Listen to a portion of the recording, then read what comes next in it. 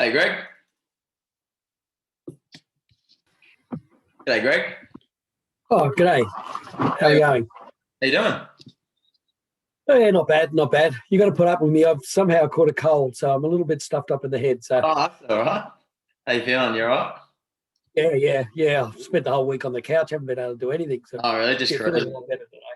So, Yeah. the croaky voice and the is that's what it's from. No worries at all. Thanks All for right, jumping on. Appreciate it. no problem at all. No Um, problem. so you're down in Sydney? Yes, yeah. Well, I'm north of Sydney on the Central Coast, so about an Yep. hour north of Sydney. Yeah, beautiful. All right. Or How's a the weather? day's run, whatever you want to call it. Huh? An hour drive or a day's run. A day's run, yeah. Very fair. Um, Yeah. yeah, so we're just doing a few interviews for this online running summit, just to give some value to some runners out there, and yeah, just kind of get someone else's opinion and advice, and that's been in the running scene for a while. So just to start things off, do you want to just give a bit of an intro, your pathway into running, how that's all panned out for you? Well, I started running at the age of 39, so I was a little bit Yeah, right. older than the majority. I'm a tradie, I'm a carpenter by trade, and I gave up the job and started an office job, so I needed something to keep fit.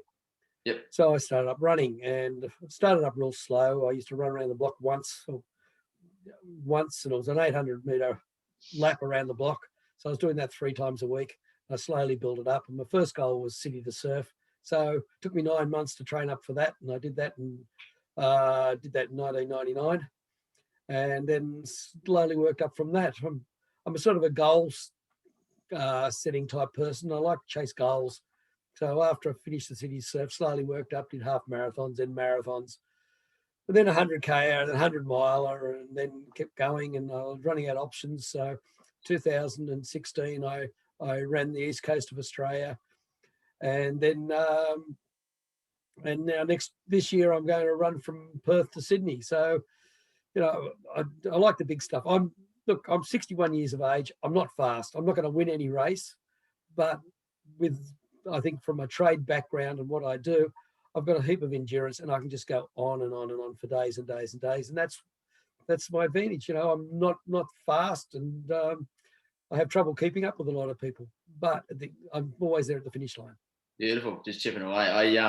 I read on I think it was from the Daily Telegraph. They did an article, and they said 5,500 kilometers, 81 days, 4 hours and 40 minutes, and 5 pairs of shoes on it. That's right. Yes. Yeah, and Yeah. you wore Steigen socks.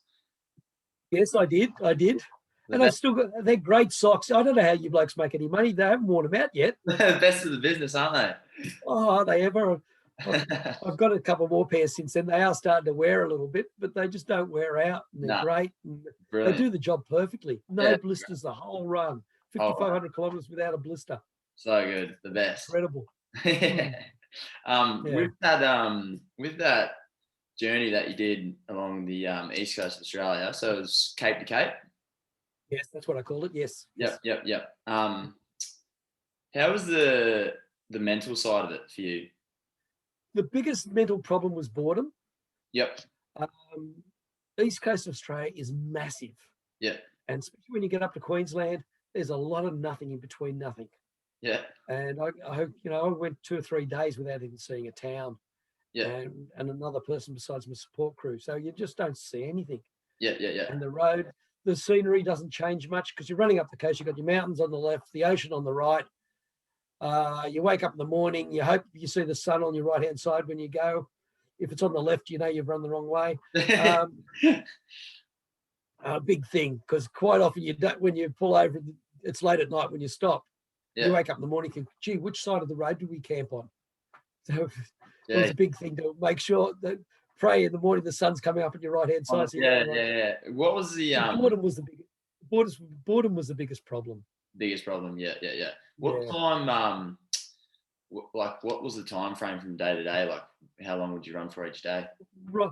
Well, I'd get up at 5 o'clock most mornings. Yep. Or leave the caravan about 5 o'clock most mornings. Yep. And I'd take breakfast with me, which most mornings consisted of fruit, Yep. Because fruit's so full of calories. It's great to take that first thing in the morning and get you going. So I'd go out, eat fruit, go for about 2 hours. By that time, my crew had packed up the caravan, driven up the road, and they're waiting for me with a cooked breakfast.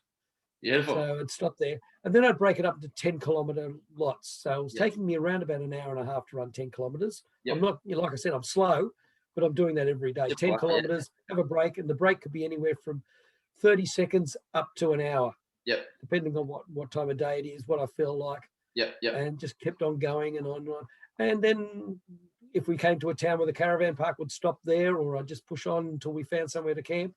And usually it was 5, 6 o'clock at night, we'd stop and make camp. But I'd have a lot of breaks in the meantime. So I'm only usually running about 10 hours a day. What only with slow runs. With the back to the mental side of it, did you have any like mental challenges, like significant mental challenges other than the boredom side of it, or? Not really. You got to the stage where you think, I'm running along and I've had enough. I want to go home. Physically you feel okay. And I've been doing this for a month, and the scenery doesn't seem to have changed much, and I'm just bored. I want to go home. But that's the only real challenge. I got a couple of little physical niggles. About 20 days in, I had a quad muscle that was starting to complain a bit. I walked for 2 days, and it was every hour I was icing it and strapping it. And after 2 days, it made good, and I kept going again. Beautiful, awesome, resilience. So, from your experience, especially along that East Coast trip or all the other runs that you've done throughout your experience, what would be one of the major things a runner should focus on in order to grow as a runner and kind of elevate their running to the next level? Main thing is, I believe, is to try and enjoy the sport. Don't go out and take it on like a job. When I did Cape to Cape, I took it on like a job because I knew I had to get up every morning and I had the goal to finish. But if you go out and just have fun and enjoy it, it's amazing how you go and how you improve so quickly. For example, 2 weeks ago, I went out and I planned to only do about 60 kilometres that week. Went out running with a few friends, and you go out and you do a 15, 20K trail run with them, and you go out slow and have a bit of fun. I ended up doing 100 kilometres that week, and I only planned to do 65, only because I went out and tried to enjoy it. And it's amazing how much you end up doing more if you enjoy the sport. It's very important. Unless you're aiming for medals at Commonwealth Games and things like that, go out, have fun. You will improve in time. Beautiful, awesome. That's great. There's actually been a couple of other people that have said the same thing. So it's really interesting to see how everything kind of lines up from perspective to perspective. It's really interesting. I spoke to, actually, after Cape to Cape, I ended up speaking to Steve Monaghetti about it, and I was pretty flat because I had no goals to aim for, and he said just go back to basics and enjoy the sport, which I did, and I found myself growing again. So it's always good to speak to mentors about these type of things, and it helps a lot. I had a chat with Steve the other day, and he said the same thing. So good. And you mentioned you're doing the Perth to Sydney. Yes, I'm running 5 capital cities. I'm doing. To leave on the 1st of August from Perth, borders permitting. I leave Perth, run to Adelaide, then around the coast to Melbourne, then up through the centre through Canberra to Sydney. Then I'll run back up. I'm 100 k's from Sydney, so I'll run up and run home. After that. So it's about 100 marathons I'm going to do. Wow, that's great. That's unreal. And that's for doing run for cancer again, to raise money for cancer.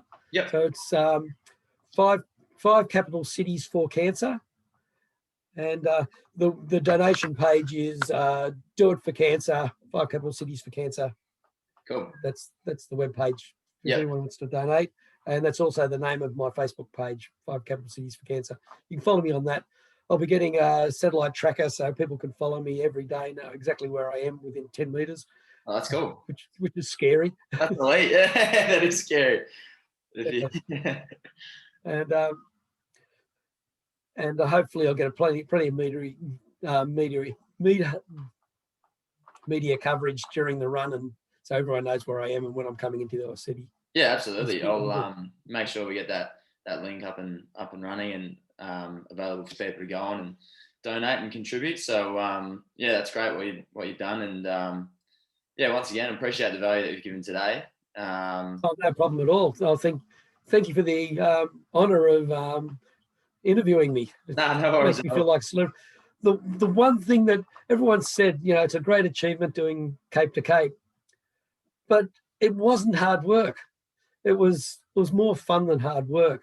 Yeah. And that's the whole basis of it. The year before, 2015, was a hard year. I had a goal of doing 12 ultras in 12 months. Yep. And that was hard work. I ended up doing 7 of them in 11 weeks. Oh, where the shortest one was 75 Ks. Yeah.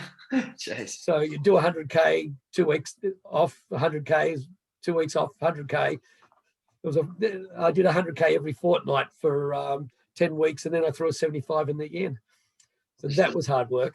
Hard work, yeah. Cape to Cape was more fun than anything else, but it was a great achievement. And we ended up raising 35 grand for the Cancer Council, which was really good. That's great, yeah. And it goes back to that thing that you said, just got to enjoy it, and that's what. Yeah, it was. Yes.